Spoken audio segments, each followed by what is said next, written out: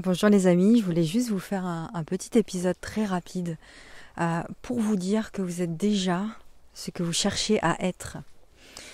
J'ai écrit ces mots sur Instagram, sur mon compte Instagram. Tu es déjà ce que tu cherches à être.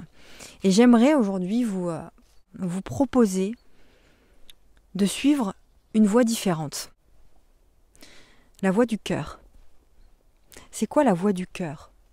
La voie du cœur, pour moi, selon moi, c'est la voie où c'est la joie pour vous. Où c'est la joie pour vous au quotidien.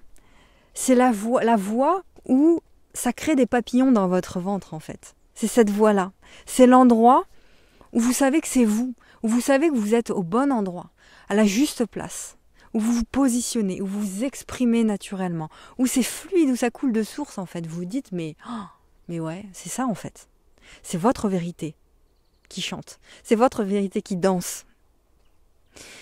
Et c'est tellement plus juste de suivre ce chemin qui est un chemin de courage, qui est un chemin de décision. C'est-à-dire on décide, je m'autorise, je décide d'emprunter une voie différente de la voie sur laquelle je suis aujourd'hui, où je suis peut-être pas au bon endroit, où je me sens peut-être pas à ma juste place. C'est une décision. Quand on se sent mal au quotidien, on peut décider que les choses changent. Ça ne veut pas dire que c'est facile. Ça veut dire que c'est possible. Et c'est tellement plus juste de penser comme ça, selon moi, que de suivre un chemin qui est tout tracé par d'autres, où on se sent mal, etc. La majorité des gens empruntent un chemin qui est déjà tout tracé. Parce que c'est un conditionnement. On nous dit, voilà, à l'école, le diplôme, le métier, on ne se pose pas la question de savoir si vraiment c'est juste pour nous ou pas, quoi. Donc, la plupart des gens, alors pour beaucoup, c'est juste, mais pour d'autres, c'est pas juste. Ils sentent que c'est pas bon pour eux, en fait. Ils sentent, mais ils le font quand même parce que ils s'imaginent que c'est l'unique voie. Ou alors, ils savent qu'il y a d'autres voies, mais il y a quelque chose qui bloque, etc. Donc, je pense, j'imagine que si tu écoutes ça, c'est que soit tu es sur la bonne voie pour toi et tu es en train de tracer ta propre voie et c'est cool, tu te sens bien, soit tu sens que c'est pas le bon chemin que tu empruntes actuellement dans ta vie et tu es en train de te reconvertir à quelque chose ou de passer sur une autre voie. C'est cette voie du cœur-là qui t'appelle en fait. Et je te disais, c'est tellement plus juste de suivre ce chemin plutôt que de suivre un chemin qui n'est pas pour soi, un chemin tracé par d'autres, qu'on a emprunté par défaut. Vous savez, dans les jeux vidéo, il y a des modes par défaut. Vous commencez un jeu vidéo, on vous donne par exemple un personnage, c'est toujours le même, c'est le personnage par défaut. Après, vous pouvez designer votre personnage ou votre voiture ou comme vous le voulez, quoi. C'est vous qui choisissez. Mais au début, vous avez un personnage par défaut. La majorité des gens reste dans ce personnage par défaut, utilise un chemin par défaut, tracé par d'autres, et se pose pas la question de se dire, en fait, je peux peut-être faire que ce chemin soit le mien, et je design mon chemin, je design ma vie, etc. Donc ça, c'est possible. Vous pouvez sortir du mode par défaut pour créer votre mode à vous, votre voie à vous. Et cette voie, c'est la voie du cœur.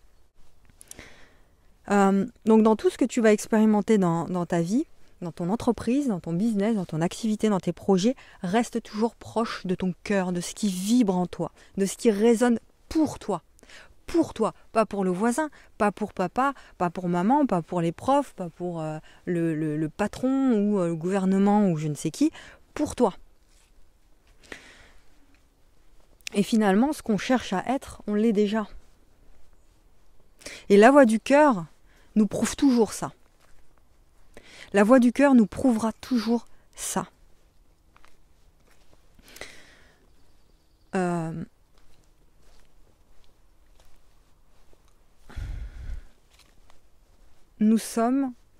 Tu es un ouvreur de voix en étant proche de ton cœur. C'est-à-dire que tu ouvres la voie à d'autres quand tu es proche de ton cœur. Tu es un avant-gardiste quand tu fais ça. Tu permets des ouvertures de conscience aussi. Parce que tu rends les autres sensibles à qui ils sont à leur tour. Quand tu empruntes ta voix, la voix du cœur, tu t'écoutes toi, donc tu es sensible à qui tu es. Tu écoutes ce qui est sensible en toi, ce qui est juste, ce qui est fort en toi, ce qui est vibrant en toi.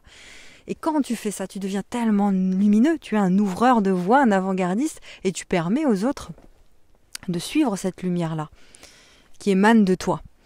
Et donc, tu leur permets d'être à leur tour sensibles à qui ils sont.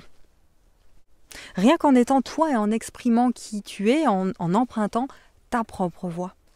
Vous comprenez ? D'ailleurs, ces autres qui nous entourent,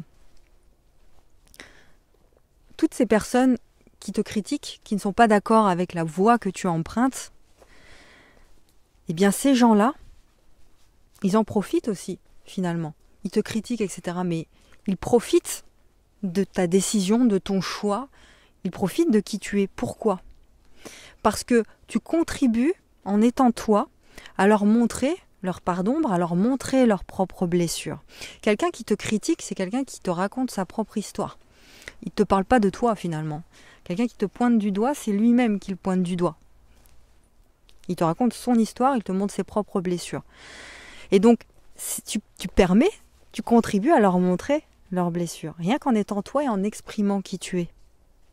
Après, ce qu'ils en font finalement, c'est leur problème, c'est leur choix. S'ils ne font rien de ça, c'est leur choix. Et puis ces autres contribuent aussi à te faire voir tes propres parts d'ombre à toi. Sauf que la différence, c'est que toi, tu sais comment t'en servir pour avancer. Donc trace vraiment ton chemin, peu importe ce qu'en pensent les autres. Parce que ce chemin-là, c'est là où les doutes se dissipent petit à petit. C'est là où tu prends confiance en toi. C'est là où tout est beaucoup plus simple, tout est beaucoup plus juste parce que c'est toi. Et tout ce que tu cherchais avant, tu te rends compte que ça existe déjà. Tu ne le voyais pas avant, mais là, ça va se révéler à toi. Tu vas t'autoriser à exprimer tes couleurs, à exprimer ton unicité, à exprimer ta différence, à exprimer tes bizarreries aussi dans ton entreprise, dans ton activité. Moi, j'accompagne au quotidien des entrepreneurs surtout. Des entrepreneurs atypiques, hypersensibles et des gens qui ont toujours refoulé leurs différences et leurs bizarreries. Ils se sont toujours dit, mais en fait, je suis trop bizarre, quoi. Et ils mettent ça sous le tapis. Alors que c'est cette différence et cette bizarrerie qu'il faut exprimer, qu'il faut mettre en avant pour pouvoir réussir. Surtout pour nous. Donc tu vas te mettre vraiment à exprimer tout ça sans honte d'être rejeté et sans même y penser parce que ce sera naturel. Et tout ce que tu n'osais pas créer avant, tu vas le créer, tu vas te permettre de le créer de façon naturelle. Comme si ça avait toujours fait partie de toi. Tu vois, parce qu'en vrai, c'est le cas. Voilà ce que je voulais te dire. Et encore une fois, juste la dernière phrase, c'est ce que tu cherches à être, tu l'es déjà. Et la voix du cœur te le prouvera toujours. Voilà, j'espère que ça vous a aidé. Prenez votre voie, trouvez votre place. C'est uniquement ce qui vous est demandé de réaliser aujourd'hui, d'être vous, pleinement vous. À très vite dans un nouvel épisode. Vous avez comme d'habitude tous les liens dans la description de cet épisode pour rejoindre mon univers, ma newsletter, mes réseaux sociaux et mon site de formation en ligne pour vous accompagner sur votre chemin d'éveil et pour vous guider aussi à créer votre projet de cœur, votre entreprise, le projet de votre vie. Tout ça, c'est dans la description. On se retrouve très vite pour un nouvel épisode.